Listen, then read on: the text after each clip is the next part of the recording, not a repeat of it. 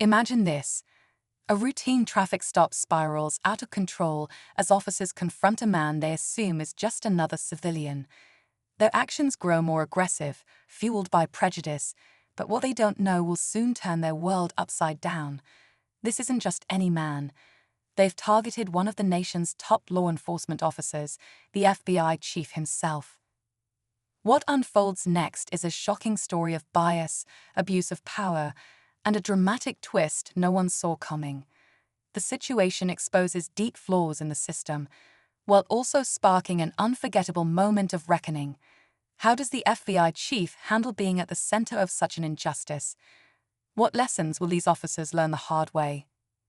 Stay with us as we unravel this jaw-dropping encounter, one that proves how assumptions can lead to unimaginable consequences. You won't want to miss how this story ends. As the officers surrounded the car, their demeanor was anything but professional. The man, calm yet firm, complied with their demands, but it was clear the situation was escalating fast. Voices were raised, accusations flew, and the officers seemed determined to assert their authority without truly understanding who they were dealing with.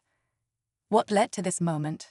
A simple traffic stop, but assumptions, based on the color of his skin, had turned a routine encounter into a full-blown confrontation. Unbeknownst to the officers, the man in the driver's seat was no ordinary citizen.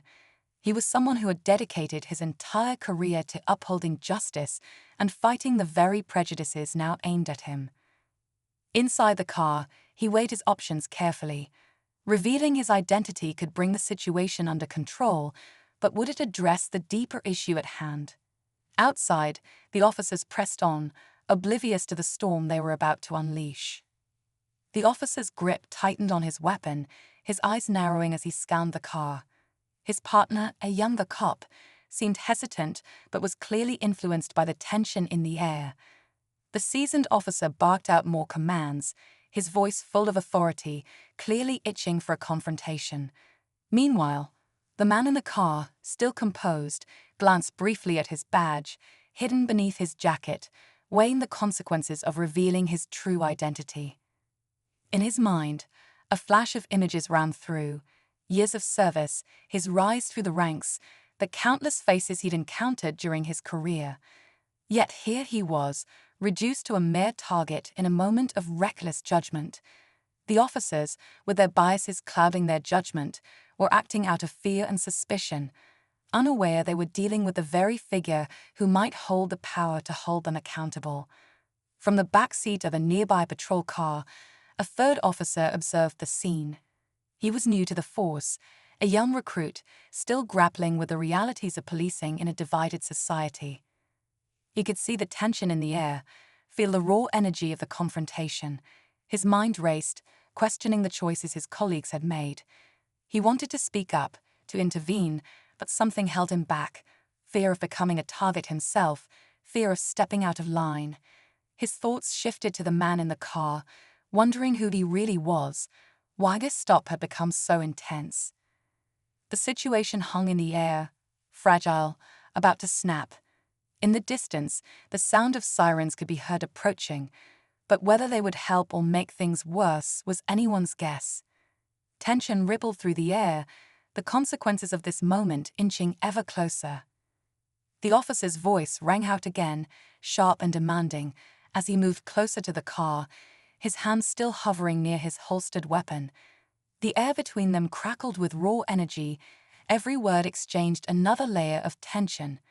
The FBI chief, his heart pounding, knew this was no longer just a misunderstanding.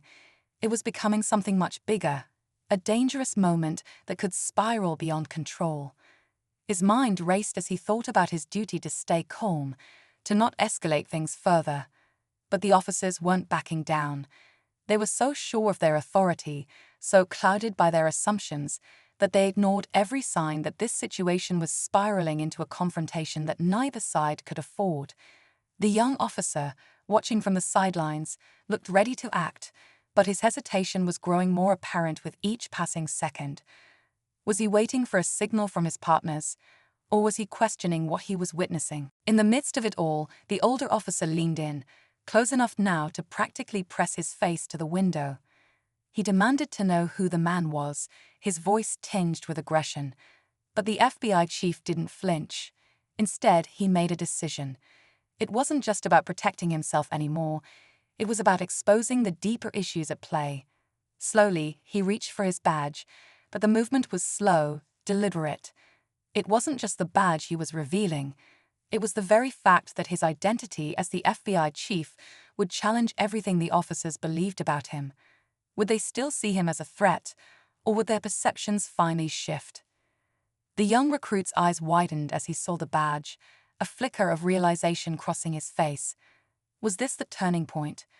Would his colleagues finally see the man for who he truly was, or would their biases blind them to the truth?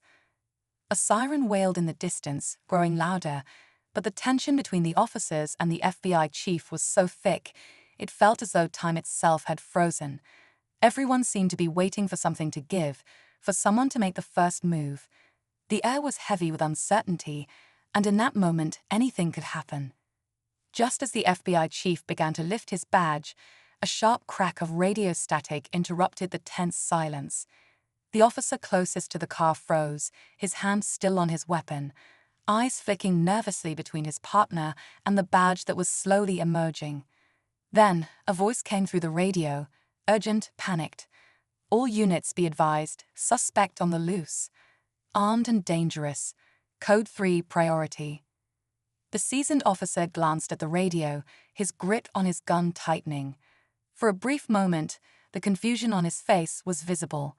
The young recruit's eyes darted between the badge and the officer's shifting expressions.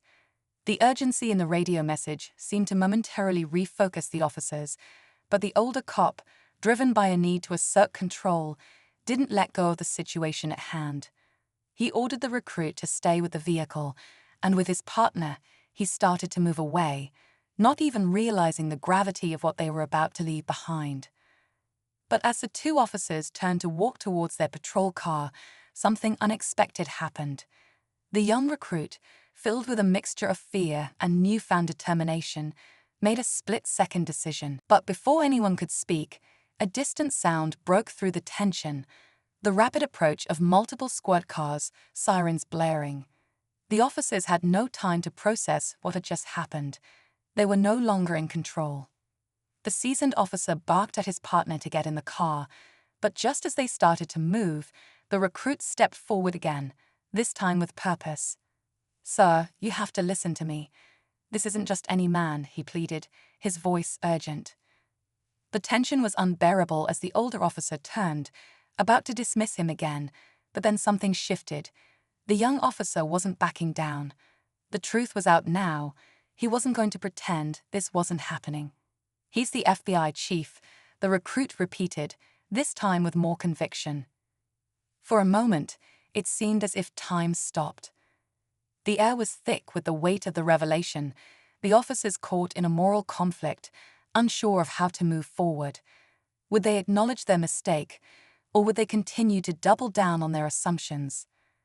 But just as the senior officer opened his mouth to speak, the unexpected happened. A third car pulled up, not with reinforcements, but with another officer, an undercover agent, looking every bit like a part of the team. The agent glanced at the scene and nodded sharply at the FBI chief. "We need to leave. Now." The officers were stunned. The agent didn't offer an explanation, just a commanding presence that silenced the moment. Before they could react, the FBI chief, without a word, slid into the back seat of the undercover car, the door shutting behind him. The senior officer stood frozen, his partner beside him, the weight of everything hanging between them. They had been exposed, each one of them in their own way. The young recruit stood, unsure of what to do next.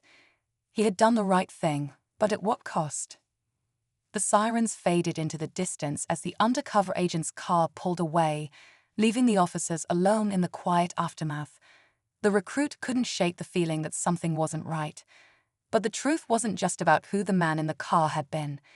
It was about what the entire encounter had revealed, something much deeper, something that would haunt them all for a long time to come.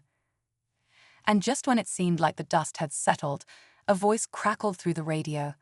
"Be advised,